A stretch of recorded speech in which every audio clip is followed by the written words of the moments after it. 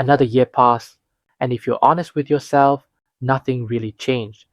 Not dramatically worse, but not meaningfully better either. You're still working, still paying bills, still waiting for the right time.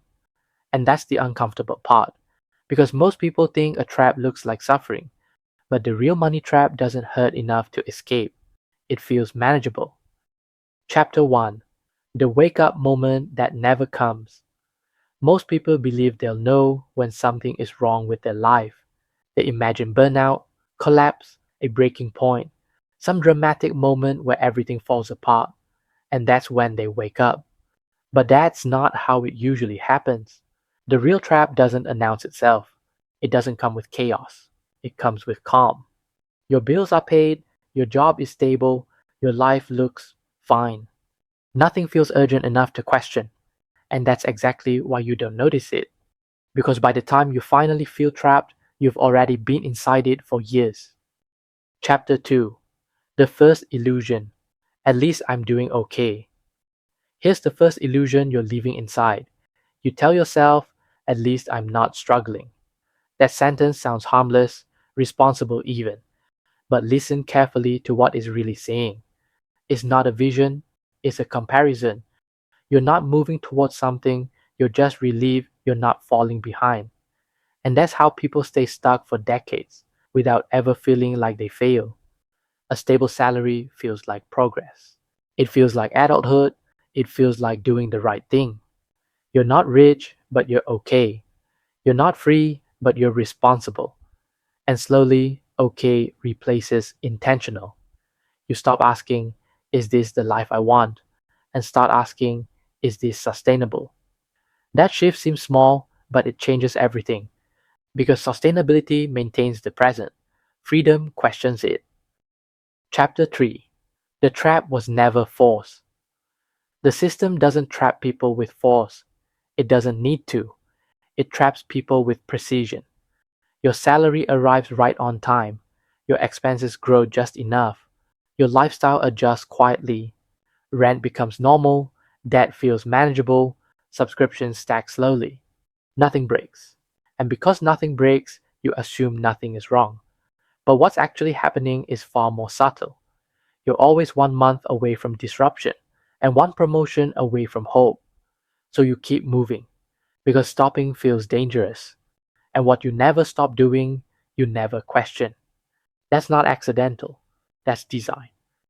Chapter 4: How the Money Trap Feels from the Inside. Here's what the money trap actually feels like. It doesn't feel like oppression, it feels like responsibility.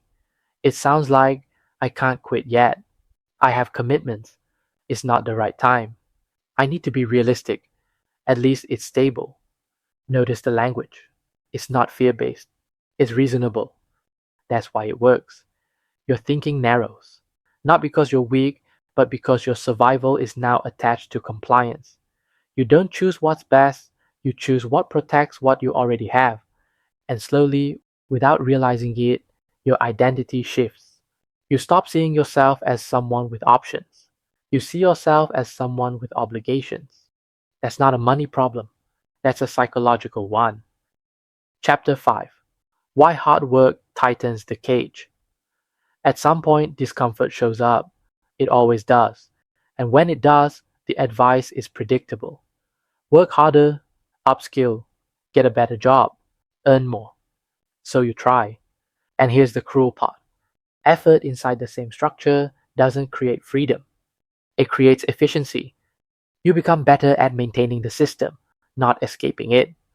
More income often brings higher fixed costs, deeper obligations, and less flexibility. So even progress tightens the loop. That's why people can earn more, work harder, and still feel just as stuck or worse. Because effort without leverage strengthens the cage. Chapter 6: The Real Divider Nobody Talks About. This is where most people get confused. They look around and ask, why are some people able to live and others aren't? They assume it's intelligence, or motivation, or luck. But it's none of that. The real divider isn't income, it's optionality. People who escape aren't always the highest earners.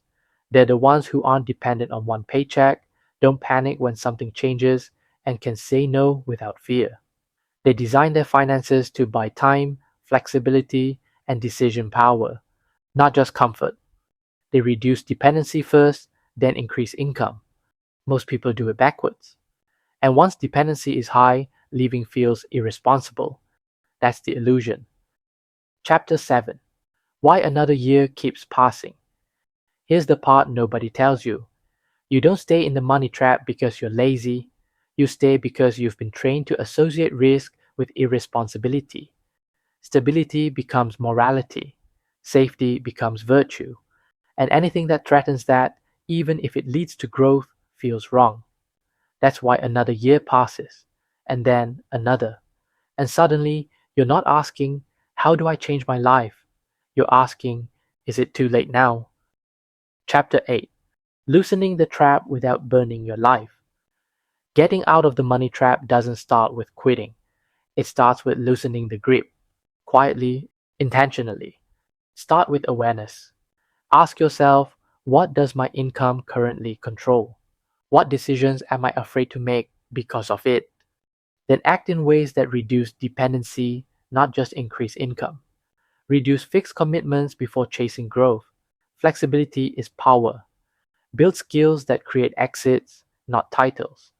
Titles trap, skills travel. After that, separate survival from growth. When survival and growth come from the same source, risk feels impossible. And finally, redefine security. Security isn't stability. Security is adaptability. Even a small buffer changes how you think. Because when survival isn't constantly threatened, clarity returns. And clarity is dangerous to systems built on dependence. Final truth: the money mirror. The money trap doesn't feel like a trap, it feels like responsibility. That's why you don't notice it until years have passed. The system didn't fail you, it worked exactly as designed. If you want to understand how systems shape financial outcomes and how to build leverage without panic or fantasy, you can explore the Money Mirror Playbook. Link in the description. Because the goal was never to make you rich, it was to make you dependent.